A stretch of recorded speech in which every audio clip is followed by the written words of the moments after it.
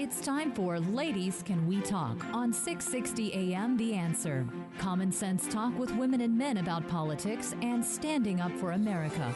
With your host, nationally acclaimed speaker and author, Debbie Georgatos. Ladies Can We Talk starts now.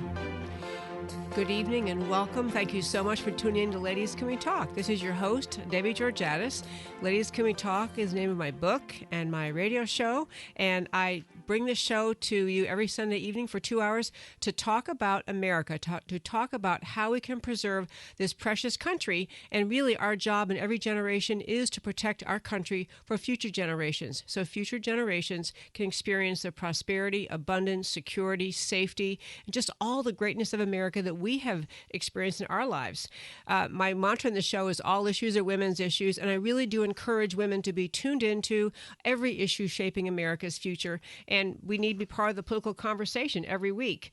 Funding for Ladies Can We Talk is provided by GC Works. It's a Dallas-based company performing research in advanced technology and delivering innovative approaches to the oil and gas industry, and my just deep thanks to GC Works for sponsoring this show. You know, I try to give a quick run through the show at the start. We have a very, as I say so often, a very busy, full show tonight, and all the issues facing America. We'll try to touch on the important ones. You can't fit it all in 2 hours, but we do our best. We do have two guests calling in tonight. First, at 6:30 tonight, we have Wade Miller calling in, and he is with the Heritage Action, which is a 501c4 arm of Heritage Foundation, and he's calling in to tell us about a plan in the fall that conservatives are looking at in Washington to again make an effort to repeal Obamacare. And they have a novel idea. I want to let him tell you about it. I'm thrilled to have him call in. For those of you who know Wade, he's just a fount of knowledge, he studies the federal process and the bills being passed, and he's very familiar with with all the Republican congressmen and Democrats in Washington. He's really just a fount of knowledge. So he's calling it at 6:30, and then a little later in the show at 7:15, Carly Fiorina is calling in, and I think you all know that name. She is running for United States president, and she has been just doing a fabulous job in her campaign. I've been to several events where she's spoken, and was even earlier today watching some of the videos of her television appearances. She's just amazing, remarkable, a very accomplished woman and articulate, just extremely articulate. So she's calling at 7:15 to talk with us about what's pending. And then we're also going to try to touch on what's happening in Iran. We need to talk about Donald Trump. And I'm going to talk in the next segment this evening, about why Donald Trump is so popular. I know many people talk about it. I want to share with you some of my ideas and how I don't think is necessarily hurting the GOP. But what I want to talk about in this segment, and I always try to do in the first segment of every show, is my Speak Up for America segment. And the idea is to speak up for something that is part of the whole, the building blocks of America, one of the many pieces of, we have a structure in America that came from our Constitution, the Declaration of Independence, our whole American society that makes America the country sought after by people around the world. Anyone trying to get away from persecution wants to come here. We need to understand, as guardians, as citizens of the Republic, we need to understand what those building blocks are that make America special and protect them. And in this segment, I always focus on one. And it's hard to think of a name to call this, but I really guess I want to talk through this story about what Texas U.S. Senator Ted Cruz did on the floor of the United States Senate this past week on Friday. I want to talk to you about what he said and what I think it represents in terms of an important facet of American governance, an important facet of our political culture in America. And it really just is, he stood up for integrity. He stood up against the idea of a ruling elite who say one thing to the voters when they run, one thing even after they're elected, and one thing in their ongoing political speeches, and behind the scenes do something entirely different. That political integrity of America is vital, because otherwise it doesn't really matter whether we go vote for things, what we stand for, or who we select as our particular congressmen and senators. It just doesn't matter at all if we don't have integrity in the process. And so I'm going to tell you what he said on the Senate floor. I will back up by saying the United States States Senate, of the two houses and provided for in our Constitution, the two houses, there's obviously the House, the U.S. House, and U.S. Senate. The U.S. Senate is considered, and has always historically been considered, to be kind of the House. It's two members from every state. The Senate has more stately, a statesman-like culture. It actually has a rule that makes it impermissible for senators to insult each other on stage, on the floor of the Senate. But Senator Cruz stood up this past Friday and made a speech that was designed to send a signal that he is on the job on behalf of the voters of Texas to stand up against what it is that is occurring in the United States Senate with respect to the XM bill, or Export-Import Bank.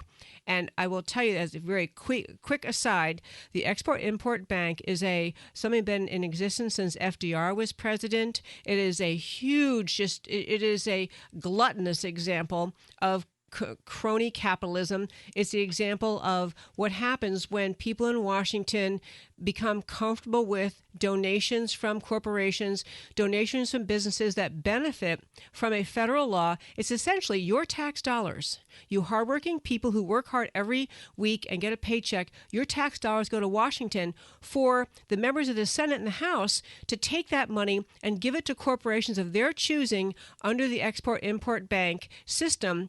There is no value, there's no purpose to it except perpetuating the financial strength of the businesses that benefit, and obviously, conversely, the businesses that don't get that money are hurt by this. So this is a corrupt thing that's been going on. I shouldn't say corrupt. It's a crony capitalist thing that's been going on for decades, and both senators and House members in both parties have benefited from this for generations. So there was a big effort to change this bank, to make it go away. And the conservative-led effort, the Heritage Foundation was involved. Many conservatives around the country, they petitioned their senators, their House members, and said, we want this stopped. We want to stop having you spend our tax dollars, take our hard-earned money that we're forced to send to you in taxes, and give it to the businesses of your choosing, who in turn make donations to your campaign. This is a crony capitalist thing that was, after much force and argument, was finally eliminated. This past June 30th, this year, 2015, the Export-Import Bank ended, and what Ted Cruz got up and said on the floor of the Senate was a direct rebuke to the majority leader in the Senate, the head of the Republican leadership in the whole U.S. Senate, whose name is Senator Mitch McConnell. Majority Leader Mitch McConnell had, according to Ted Cruz, promised. And McConnell was a big supporter of export-import. He tried to dance around, but he was a big supporter of that. And so when that deal ended, when Export-Import Bank was closed June 30th, and the Democrats especially loved the Export-Import Bank, and there was a rumor that there was a deal cut that Senator McConnell, Majority Leader McConnell, was going to let the Export-Import Bank back into existence in an amendment to some other bill. That he was going to sneak it back in after standing up and agreeing, okay, it's shut down, we've all agreed, the law passed, that's the end of it. So Senator McConnell said, according to Ted Cruz, when Ted Cruz asked him directly, was there a deal cut? And McConnell has personally spoken against the Export-Import Bank's reauthorization, but Democrats in the Senate had complained about it, and they wanted to have another vote on the bank because they really wanted to get this deal back. And so what Senator Cruz said on the floor of the United States Senate, and by that I mean in front of cameras, recorded for all of history, said on the United States Senate floor, I asked the majority leader very directly, what was the deal that was just cut? Because Cruz is saying that Friday, that McConnell had in a private Republican conference meeting denied that any deal had been struck to pass the trade bill. This had to do with the trade bill, which is, I don't want to get too many complicated factors in, but there was a trade bill going on at the time, and there was an argument that the Export-Import Bank might be extended through the trade bill. And the bottom line was Senator McConnell looked Senator Cruz and other senators in the eye and said, there is no deal, there is no deal, there is no deal. He promised he had not made a deal to resurrect the Export-Import Bank. And so, based on that representation, Senator Cruz went along with the previous bill, the trade bill, because he was told there is no deal. We're not going to bring the Export-Import Bank back. So his point on Friday was that Senator McConnell, contrary to his word, contrary to his promise, contrary to his statement to the entire Republican caucus, Senator McConnell said there's not going to be a resurrection of the Export-Import Bank, and yet in this new bill that's now being discussed on the floor of the Senate, it is a must. They call some of these bills a must-pass bill. It is a highway construction bill, highway funding bill. It must be passed. They have to have money for highway funding. Senator McConnell allowed in an amendment that would reauthorize the Export-Import Bank.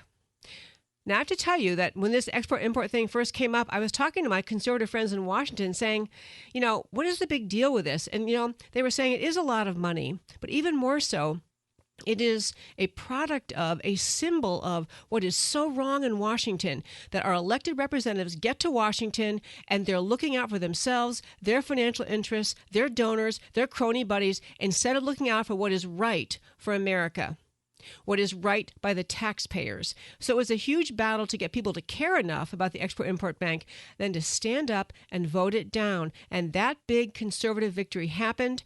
And what Ted Cruz is so angry about is that Senator McConnell allowed the whole thing to get resurrected again in this deal, in this transportation bill, this highway funding bill.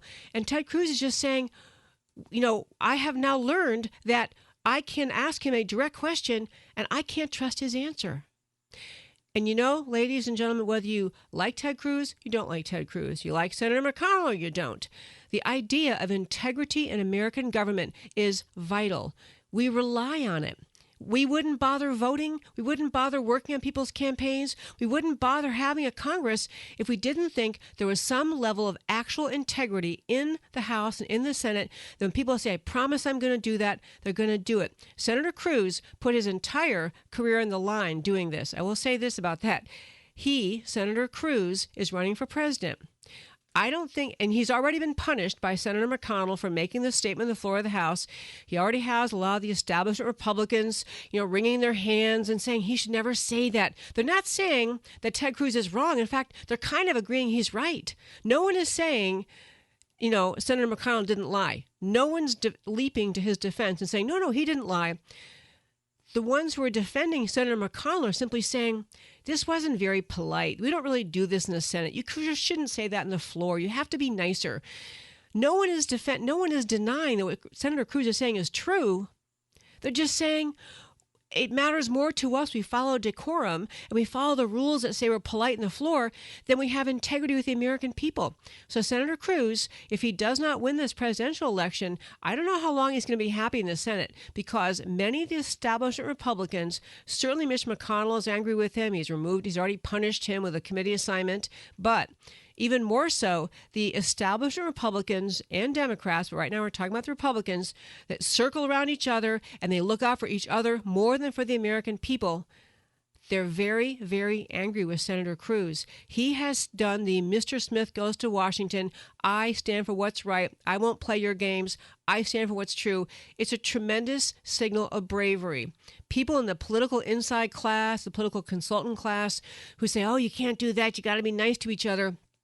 They don't like this kind of stuff. They'd rather perpetuate deception than have truth come out. So on this show, I will say I am strongly supportive of the values that Senator Cruz showed in making the speech he did, in calling out Senator McConnell for lying, for repeating the lie, for telling everyone he promised he wasn't going to do it and doing it anyway. There are other aspects of this bill we can get to later, but the important thing about this whole story is if we don't have integrity in government, then we have no reason to trust them. And if they all lock arms, lock elbows, and cover for each other and lie for each other, it's that we have no basis to trust. So Senator Cruz took a major, huge, brave step in this speech. And I think, regardless of any other aspect of the presidential campaign, he deserves kudos from the voters, the conservative voters around America. This is Debbie Georgatos, and ladies, can we talk? In our next segment, we're going to come up in just a moment. We have a quick break here. Next segment, we're going to turn to talking about Donald Trump. And I have some quick, fun fun things to share with you. They're actually both important to understand about him and about why his message is resonating with America. So we're going to zip off to our break. This is Debbie Georgatos, and Ladies Can We Talk on 660 AM The Answer. Come on back after the break. We'll talk about Donald Trump, and then we're going to talk at 6:30 with Wade Miller of Heritage Action. Thanks for tuning in. Come on back after the break. Dallas, Fort Worth's home for stimulating talk.